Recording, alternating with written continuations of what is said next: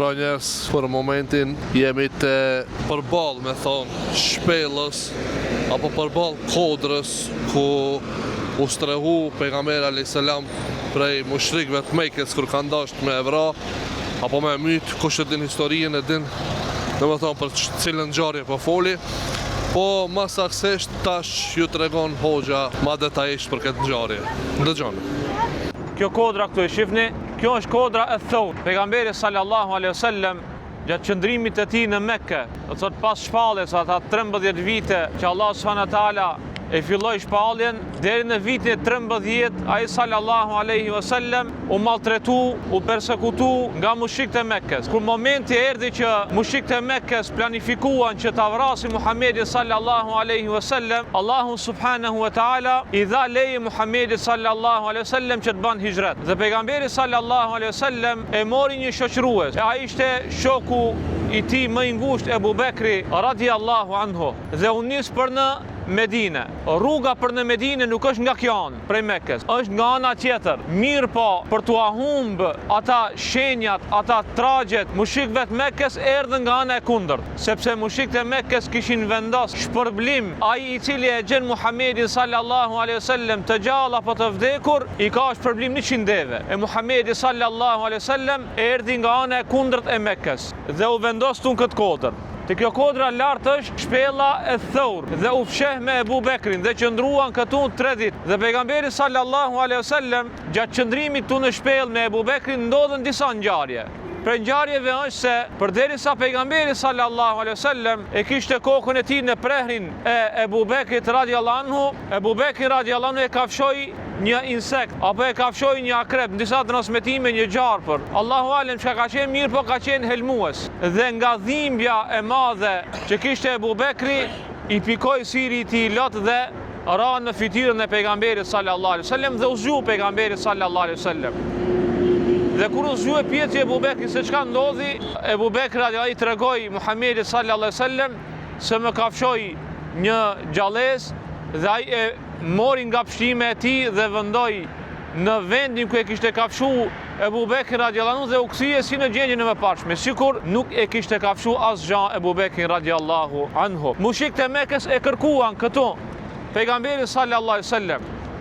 Mirë po, nuk mund ta gjeni. Tash kanë ardhur transmetime, pellën e kanë mbulu me rimanga ose disa shpesë kanë ndërtu atje një fole, mirë po hadithe që janë të dobta.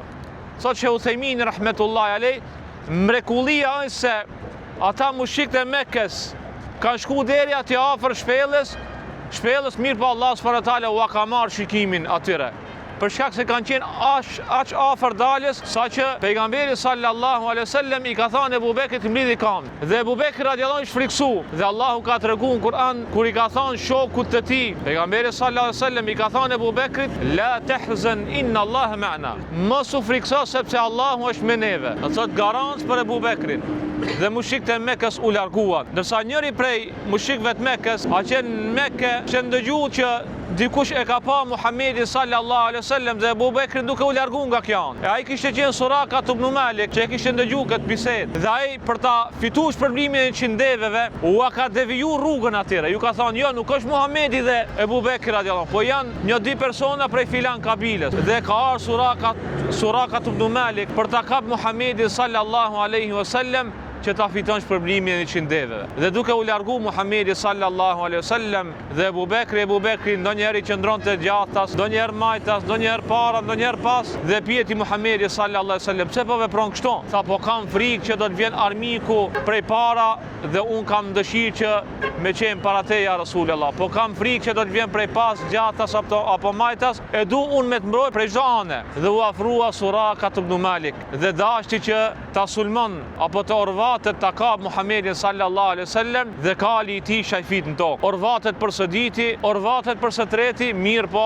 kali i tij përsëri shajfit në tokë dhe sheh që ky person nuk është një person i thjeshtë, mirë po se është i dërguar i Allahut subhanahu wa taala. Dhe thuhet në transmetime që Suraka i premton Muhamedit sallallahu alaihi wasallam që do t'u devijojë rrugën atyre që ta ndjekin dhe thuhet që e ka pranuar Islamin. E një transmetim tjetër thuhet që e ka pranuar Islamin më vonë. Muhamedi sallallahu alaihi wasallam qëndroi këtu në këtë kodër 3 ditë dhe u largua prej kësaj kodre dhe nisi udhëtimi për në Mekë, udhëtim i cili zgjati 8 ditë e 8 net. Kjo është pra prafërsisht rreth kodrës e Thawr.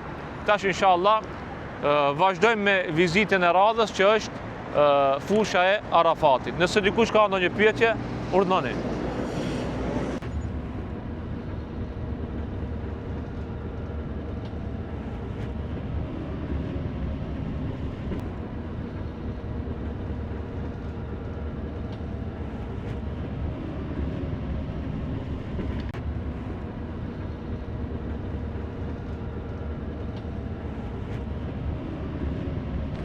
Jemi këtu në vendin e quajtur Arafat. Krejt ajo kryesorja e haxhit është Arafati. Tha pejgamberi sallallahu alaihi wasallam, el hajju Arafa. Haxhi është Arafat. Nuk erdhën në Arafat, nuk i hax. Krejt mund të shtihen. Tavafi mundesh me bën ditën e ditë ose tretën. Gurzit nuk i mundsi me i gjujt dikush tjetër për ti. Muzdelife je i smur, nuk i mundsi me shku e pret një kurban e kështu me përveç në Arafat. Në Arafat pa tjetër e ki marrë. Dhe pejgamberi sallallahu alaihi wasallam tha, haxhi është Arafat. Dhe çdo haxhi vin këtu në Arafat. Për një moment 2 milion, 3 milion haxhiler hin këtu në këtë vend. Normal çdo shtet e ka atë vendin e posaçëm. I pa gjatë rrugës ata numrat 58, 59, 210 e kështu me radhë. Numra të ndryshëm. Do thotë secili shtet e ka numrin e caktuar dhe secili shtet e ka tendën e vete. Kjo është parafërsisht rreth Arafatit. Nëse ka dikush ndonjë pyetje, urdhënoni. Po apo ju një pyetje. Nëse haxhiu në Mekë smuhet, ka një operacion, si ka më ardhur në Arafat? Ja, shteti këtu ka përgatitur edhe spitale, që njënit prej spitaleve. Spitali Arafatit, edhe spitali Rahme. Thot vin një moment, nuk është patjetër me qëndru gjatë gjithë ditës. Vin disa qaste në Arafat dhe largohet për Arafatit dhe kështu e plotson kushin e Arafatit. Allah është përbleft. Pra njës me që shpjegoj hoxha, thash që ja tregoj edhe pak për ma afër kodrën, pra kështu duket kodra e Arafatit. Dhe më thonë është lotësisht kitë me gurzi, që atje nalë të në krye dhe më thonë ka edhe njerëzi, po ne nuk kena me mujtë me shku dhe atje nalë për arsye se kohas na premton. Pra tash vazhdojmë edhe në destinacionet e radhës që kena me vizitu, kështu që keni me pa dhe ju bashkë me mua. Tu këtë kodrë në e shifnja që ku ka njerës. Kjo është kodra e Nur. Do të thotë nuk ka ndonjë transmetim që e ka quajtur pejgamberi sallallahu alaihi wasallam kodra e Nur, mirë po është quajtur kodra e Nur, kodra e dritës, për shkak se aty ka filluar me zbrit Kur'ani. Pejgamberi sallallahu alaihi wasallam para Islamit vinte dhe strehohej këtu në këtë kodër. Pse vinte strehohej në këtë kodër dhe qëndronte me javë? Për shkak se nuk mund ta duronte zullumin që njerëzit ja bënin vetes në Mekë. Ata besonin idhuj, ata prezantonin nëpër festat natës, ata pinin verë, do të thotë bënin gjunahe, megjithatë ai nuk ishte pejgamber, nuk e dinte që me adhuru idhujt është gjuna i madh, nuk e dinte që vera është e ndaluar, për shkak se nuk i kishte ardhur shpallja, mirë po e shihte që nuk është diçka në rregull. Dhe kjo ishte inspirim për Allahun subhanahu wa taala dhe Allahu e ka ruajtur Muhamedit sallallahu alaihi wasallam asnjëherë nuk i ka adhuru idhujt, asnjëherë. Dhe thuhet për të njëjtën gjë edhe për Ebu Bekrin radiallahu anhu. Pejgamberi alayhis salam këtu qëndronte me javë. Ushqimin ja binte Hatixha radiallahu anha. Dhe çka është më interesantja, nga vendi ku ka qëndruar pejgamberi sallallahu alaihi wasallam,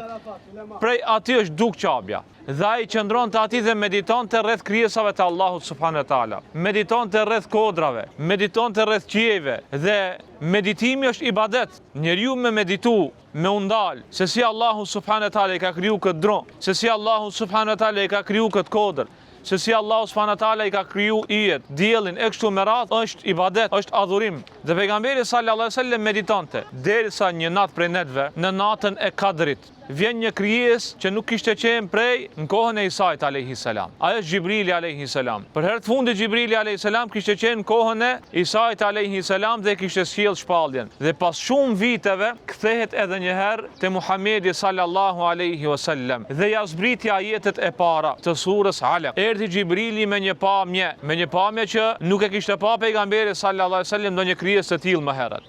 Dhe i kishte thënë Muhamedit sallallahu alaihi wasallam ikra, lexo. Ai ja ka kthi, nuk di të lexoj. Pastaj për së diti i ka thënë ikra, lexo. Ka thënë nuk di të lexoj. Edhe për së treti i ka thënë ikra, ka thënë nuk di të lexoj. Pastaj ja zbret ajetet e surës Alaq, 5 ajetet e para, ikra bismi rabbikal ladhi khalaq, khalaqal insana min alaq deri te ajeti 5. Dhe pejgamberi sallallahu alaihi wasallam i friksuar dhe menjëherë largohet prej shpellës Hira dhe shkon tek bashkëshortja e tij Hatixha radhiyallahu anha në shtëpinë e tij dhe i thot zemmiluni, më mbulo. E kishin kaplu ethet Muhamedi sallallahu alaihi wasallam dhe pejgamberi sallallahu alaihi wasallam e informon Hatixha radhiyallahu anha fillimisht për shpalljen dhe personi i parë që e pranon Islamin është Hatixha radhiyallahu anha. Dhe Allahu subhanahu wa taala pas një kohë jo shumë gjatë ja zbret ajetet e tjera. Ja ayyuhal muddathir kum fa anzir, do thot o ti që je i mbuluar, qohu dhe thiri njerëzit, tregova shpalljen, thiri njerëzit në fe, dhe qohet pejgamberi sallallahu alaihi wasallam dhe kështu fillon me i thirr njerëzit në dinin Allahut subhanahu wa taala. Mirë po, fillimi i shpalljes së Kur'anit ishte këtu në këtë kodër. Thot në natën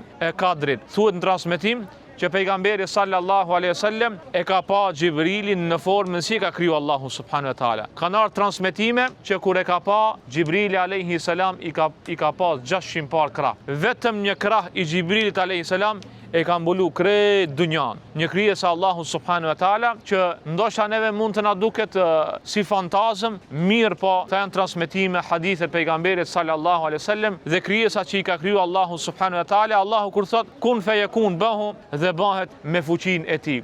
Do thotë kjo shkurtimisht rreth kodrës e Nur apo shpellës Hira. Nëse dikush ka ndonjë pyetje urdhani pa.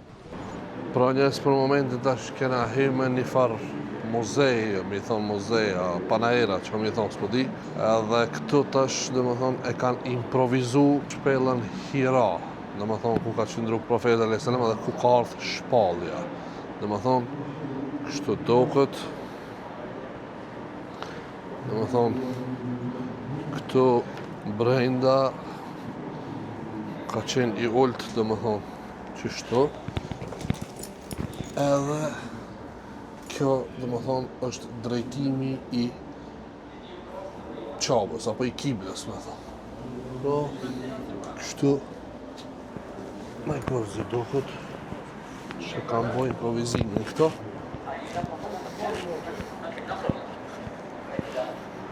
Që është duket, edhe njerë për jashtë.